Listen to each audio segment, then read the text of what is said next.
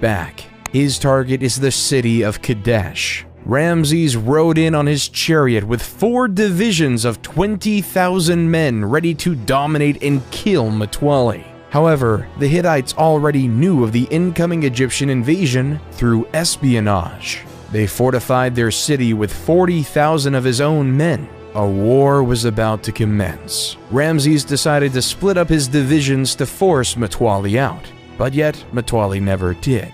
A gruesome mistake. Splitting up his forces left him exposed, unable to get an advantage, allowing Mutwalli and the people of Kadesh a chance for victory. Historians believe that all they did was come out from the fortification of Kadesh and trap Ramses II's forces in his army by the river. But yet, for some unknown reason, they never did, leaving the Battle of Kadesh to end in a draw. After the battle, though, both sides decided it would be best to stop attacking each other, that they should live in peace and unity in this world. Then, after the death of Mutwalli, the new king Hattusili III took the throne of the Hittite Empire. Through the means of messengers in the year 1258 BCE, both Ramses and Hattusili signed the first peace treaty to ever exist. Reading in part, Ramses the great king, the king of the country of Egypt, shall never attack the country of Hatti to take possession of a part of this country. And Hattusili, the great king of the country of Hatti, shall never attack the country of Egypt to take possession of a part of that country. Then, a period of friendship occurred between these two once warring nations. The Hittites were skilled in metalwork and taught the Egyptians to make superior weapons and tools. At the same time, the Egyptians, master of agriculture, shared their knowledge with the Hittites, trade for the benefit of both civilizations. Both civilizations prospered because of this. Peace can lead to prosperity. The agreement was kept in place until around 1200 BCE because that's when the Hittite Empire fell, because of the constant attacks they faced from the Sea People, leaving the Hittite Empire to be lost in the state of history.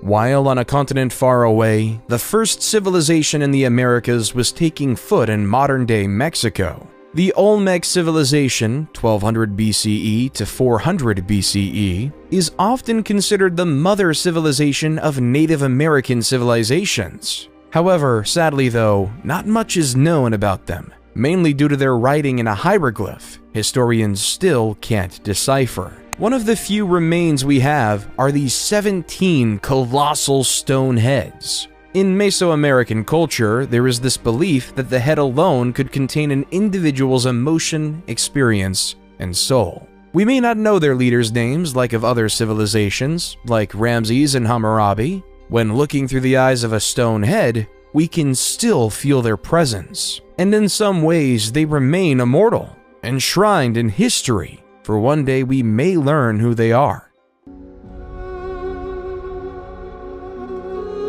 While in the east, the Zhou dynasty, 1046 to 256 BCE, in China was taking its stride. The Zhou dynasty gained power because of the failures of the less critical Shang dynasty. They believed in the idea of a mandate from heaven. This resulted in 4 principles in the Chinese dynastical structure that would be repeated repeatedly. 1. Heaven grants the emperor the right to rule. 2. Since there is only one heaven, there can only be one emperor at any given time. 3. The emperor's virtue determines his right to rule. And 4. No one dynasty has a permanent right to rule. A ruler in dynasty could lose the mandate from heaven, and the heavens weren't always on the side of the rulers. Over time, it will fade into another dynasty. The heavens would send signs of droughts, famines, floods, and earthquakes across the land, signaling they'd lost the blessing from above. This is how the Shang dynasty fell, and the Zhou dynasty grew to prominence. The Zhou dynasty brought another style of government and the creation of feudalism. The system was straightforward, leading to another social pyramid. At the bottom lay the peasants, who were tied to the land and whose job was to produce crops for the empire. Then came the soldiers, whose job was to protect the lands from foreign invaders. Then the lords, who owned the land and taxed the peasants a portion of their crops, who in turn, the lord gave some of their crops to the king. The person in charge of the whole empire, the king, would then receive more crops and become very wealthy. All profits go to the king, and all work goes to the masses. Why would anyone just settle for a life of farming day in and day out? There are two reasons for this phenomenon. The first reason was due to necessity. It took many more people to feed an empire and a family back then. And the second reason being philosophy. Towards the end of the Zhou dynasty, the beginning of Eastern philosophy was created. Confucius created a philosophy system justly named Confucianism, which is focused on the importance of respect, loyalty, and responsibility in all relationships in life. A central concept of Confucianism is called Li, which can be translated as rituals, customs, or manners. Li refers to the formal and informal social conventions that guide societal behavior. It is seen as maintaining order and harmony in social relationships, while Lao Tzu created another philosophy called Taoism. The word Tao means the way or the path, and Taoism teaches that individuals should seek to align themselves with the natural flow of the universe, rather than fighting against it. Live your life as peacefully with yourself as possible, and don't worry about external things outside your control. Just focus on your farming. One of the most famous contemporaries from Taoism is the idea of yin and yang, representing complementary and interdependent forces in nature, such as light and dark, hot and cold, or masculine and feminine. Taoism teaches that by balancing these opposing forces, individuals can achieve harmony and fulfillment. Confucianism and Taoism made life bearable for ancient Chinese farmers.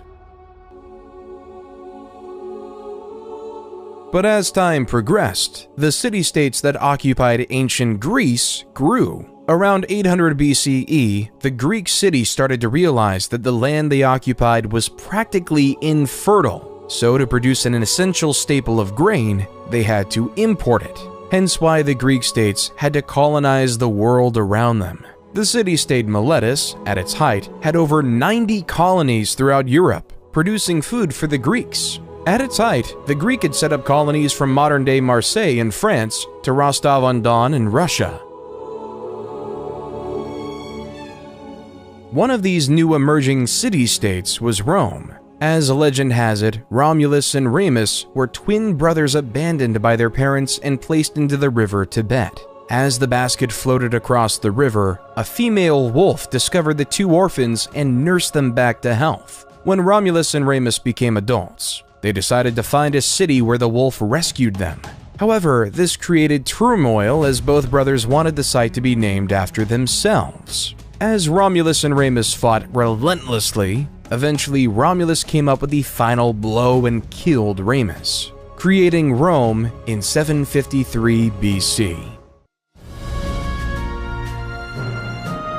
While the Greek city-states might have been colonizing, Cyrus the Great was about to take over an empire. At the time, the Persians were subjugated to the rule of the Medes Empire. According to legend, after his grandson Cyrus was born, King Astyages of Medes had a vivid dream that his little grandson would one day stage a revolt against him. King Astyages knew what to do and ordered his chief advisor to kill the baby. But the chief advisor gave the baby off to a shepherd to be raised instead. However, troubles weren't over for Cyrus. When he was 10, King Astyages found Cyrus. King Astyages wanted to kill him because the dream was very clear. This man will revolt against you.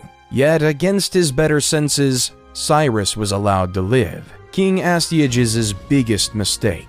When Cyrus was a man, he gathered his army and revolted against his maternal grandfather. The two, but as prophecy had it, Astyages surrendered in 550 BCE. However, Cyrus wasn't done conquering. He conquered Babylon and became the supreme ruler of Mesopotamia and even the Indus Valley civilization. The world was in Cyrus's hand. Cyrus then took over the Greek colony of Ionia in Asia Minor, leading a great Persian empire, and then he died. leaving it all in the air for the next great Persian king, Darius the Great.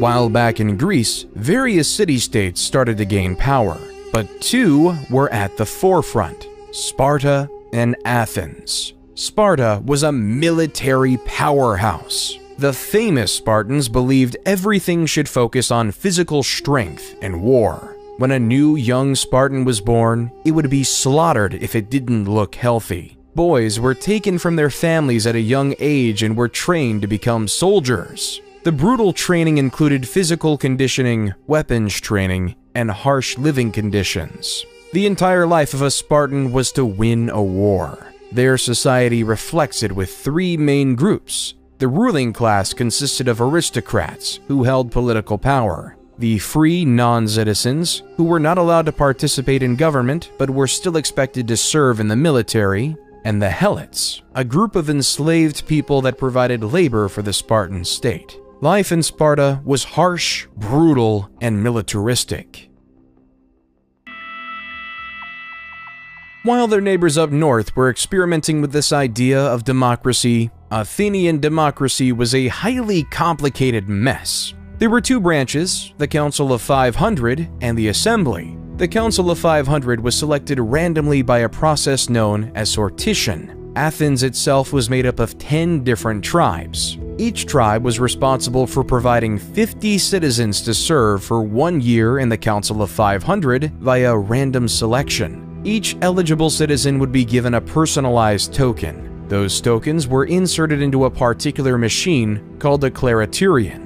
This long-lost technology included tubes and balls, which somehow selected 50 residents of each tribe to join the illustrious Council of 500. While in the Assembly, there was a system in place that said that every single citizen had a vote. Of course, to be a citizen, you had to be a male and not a slave, and either born in Athens or to Athenian parents. The Council of 500 would create the agenda for the main assembly to vote on because over 30,000 people could have a vote at any given time. It was total chaos. So to quell this, the council would nominate 9 presidents the morning of the meeting, and it was their job to ensure all the rules and procedures were being followed. Since they were appointed right before the assembly met, they were almost impossible to bribe.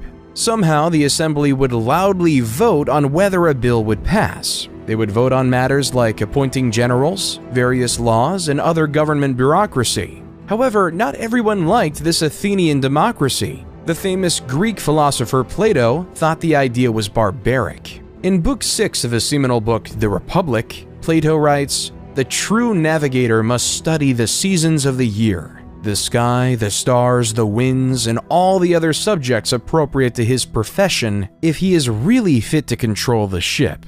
Think that it's quite impossible to acquire the professional skill needed for such control, and that there's no such thing as the art of navigation." How much could a randomly selected member of the Council of 500 really know? How much could he fully contribute to society? Should we allow a random member of society to have any power? Instead, Plato would advocate for the idea of a philosopher king, a man who studies wisdom, logic, and reasoning, a man who dedicates his life to understanding how to be just, a man who will become the navigator of wisdom. Plato would rather say, the society we have described can never grow into a reality or see the light of day, and there will be no end to the troubles of the states, or indeed, my dear Glaucon, of humanity itself, till philosophers become rulers in this world, or till those we now call kings and rulers really and truly become philosophers, and political power and philosophy thus come into the same hands.